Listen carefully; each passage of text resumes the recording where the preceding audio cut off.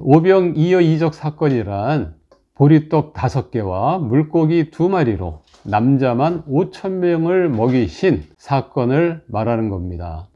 예수님께서 행하신 오병이어이적 사건은 사복음서에 다 나옵니다.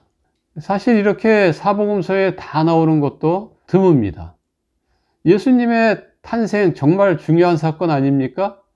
근데 사복음서에 다 나오지를 않아요. 왜 똑같은 내용인데 이렇게 사복음서 기자가 다 기록을 했을까? 사실 똑같은 내용이 아닙니다. 예수님에 대해서 강조하는 부분이 다 다릅니다. 첫째로 마태복음에서는 왕으로서 나를 불쌍히 여기시는 예수님을 강조하고 있습니다. 마태복음 1장에 보면 예수님은 다윗의 후손으로 이 땅에 오셨다고 되어 있습니다. 다윗은 왕이죠. 그러니까 예수님은 왕의 후손이에요. 그리고 예수라는 그 이름의 뜻 자체도 자기 백성을 저희 죄에서 구원할 자라고 되어 있습니다. 예수님은 왕이고 자기 백성이 있어요. 바로 이 오병이어이적을 체험하게 되는 이 사람들이 바로 자기 백성들이죠. 자기 백성들을 불쌍히 여기시기 때문에 오병이어이적 사건을 행하셨다. 이런 의미로 기록을 해 놓은 겁니다. 이 오병이어이적 사건 바로 앞에 어떤 사건이 나오냐면은 헤롯이 세례 요한을 죽이는 사건이 나옵니다. 헤롯은 그 당시 때 왕이었죠. 그런데 많은 자기의 측근들을 불러 모아서 생일잔치를 열었어요. 그 돈이 다 어디서 나왔을까요? 아랫사람들이 통치자금으로 바친 겁니다. 그러면 그 아랫사람들은 또 그 아랫사람들로부터 또 뇌물을 받게 되죠. 그렇게 되면 저 말단에 해당되는 로마 군병들, 군인이자 오늘날로 얘기하면 경찰입니다. 백성들을 위협해서 돈을 뜯어내는 거죠. 그 돈으로 윗사람한테 바쳐서 헤롯한테까지 올라간 겁니다. 게다가 세금 징수원들은 어떻습니까? 세금을 정해진 세금보다 더 많이 걷죠. 백성으로부터 왕창 뜯어내는 겁니다. 그럼 백성들은 군병한테 뜯겨, 세리장이한테 뜯겨. 포로바에 남는 게 뭐가 있겠습니까? 사는 게니까 너무 힘든 거예요. 없는 것도 서러운데 아프기까지 합니다. 돈이 없어요. 병원비가 없다고요. 아파도 병원은 못 가요. 그 얼마나 괴롭습니까? 이런 자기 백성들을 예수님이 봤을 때 마음이 어떻겠어요? 속으로 눈물을 흘리지 않겠습니까? 그 당시 때 어느 누구도 불쌍하게 봐주는 사람이 없는데 예수님만 불쌍하게 봐줬다고요. 어느 누구도 나를 불쌍히 여기는 사람이 이 세상에 없는데 예수님이 나를 불쌍하게 여기셨다고요. 그래서 내 병을 고치고 오병이어이적을 통해서 먹는 문제까지도 해결해 주셨다고요. 그러면 마가복음의 관점은 또 어떨까요? 마가복음에서는 목자로서 나를 불쌍히 여기시는 예수님을 강조하고 있어요. 자, 목자들이 누구죠? 이스라엘에게 있어서 목자는 왕, 제사장, 선지자입니다. 왕은 아까 얘기했죠? 백성에 대해서 불쌍한 마음이 없어요. 그러면 둘 남았죠? 제사장, 선지자. 제사장은 로마라는 그 기득권에 붙어가지고 부와 명예와 권력을 누리는 사람들입니다. 백성을 불쌍하게 여기지 않아요. 그 선지자에 해당되는 사람들, 하나님의 말씀을 전하는 자가 선지자 아닙니까? 그럼 그 당시 때 말씀 전하는 역할을 누가 했어요? 랍비들이 했죠. 선생님들. 회당에서 하나님의 말씀을 가르치지 않았습니까? 그 랍비들 가운데 대부분이 누굽니까? 서기관과 바리새인들이었잖아요. 근데 예수님이 서기관 바리새인들 보고 뭐라 그랬어요?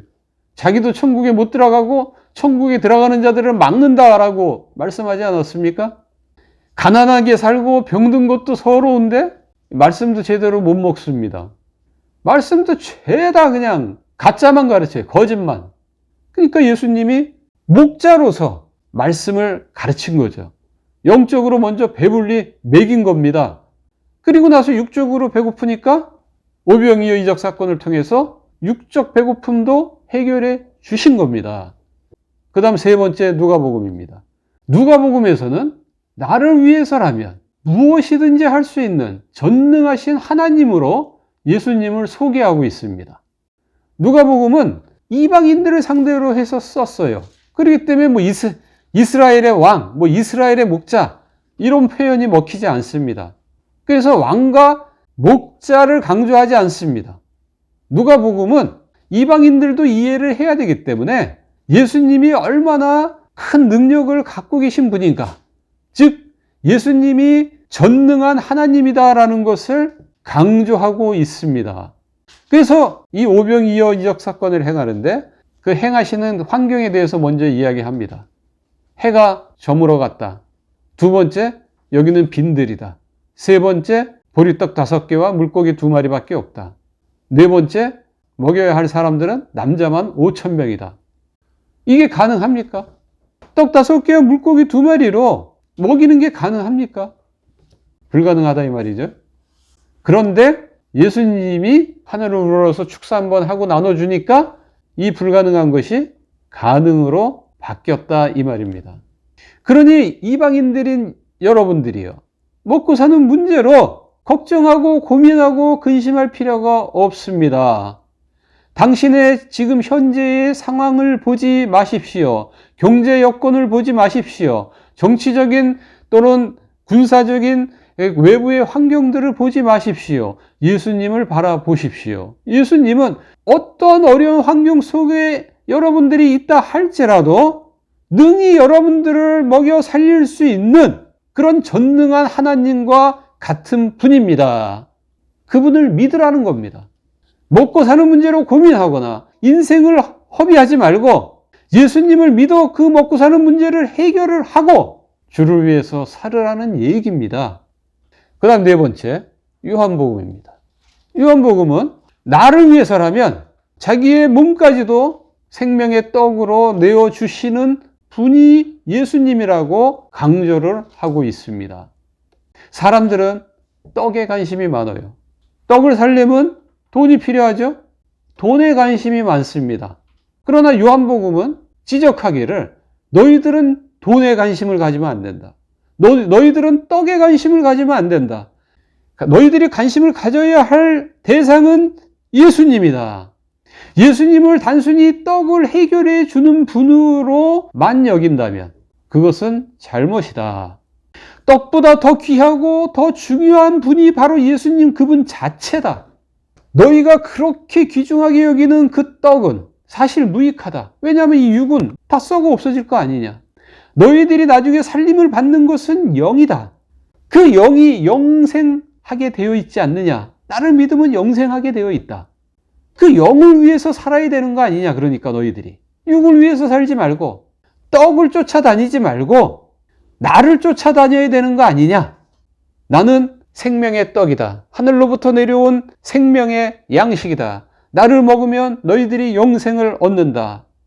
나를 믿으면 너희들은 줄이지 않고 목마르지 않게 된다. 나에게 집중하라. 나를 바라보라. 나를 믿어라. 그 얘기죠. 무리들만 떡에 주목한 것이 아니라 제자들도 떡에 주목을 했어요. 그래서 빌립은 남자만 5,000명 이상 되는 이 사람들을 다 먹이려면 200데나리온 갖고도 부족하겠습니다. 이렇게 얘기했고, 안드레는 여기 어린아이가 떡 5개와 물고기 2마리를 갖고 왔는데 이것이 이 사람들을 먹이는데 무슨 도움이 되겠습니까? 이렇게 얘기했다고요. 다 떡에 시선이 꽂혔기 때문에 그런 부정적인 생각을 갖게 됐던 겁니다. 떡에만 관심이 있기 때문에 떡을 기준으로 해서 다 계산을 한 거라고요. 예수님한테 관심이 있었으면 빌립과 안드레와 같은 그런 계산을 하지 않게 됩니다. 환경을 보지 않게 된다고요. 왜냐하면 예수님이 다 해결을 하실 수 있기 때문에. 오병이어 이적을 통해서 다 해결을 했잖아요. 빌립도 안드레도 그걸 목격하지 않았습니까, 이제는? 그러면 당연히 영을 위해서 살아야죠. 떡보다는 주님을 귀하게 여겨야죠. 오병이어 이적 사건이 왜 사복음서에 다 기록이 됐는지 이제 이해를 하시겠죠. 강조점이 이렇게 다 달라요. 조금 더 나가겠습니다.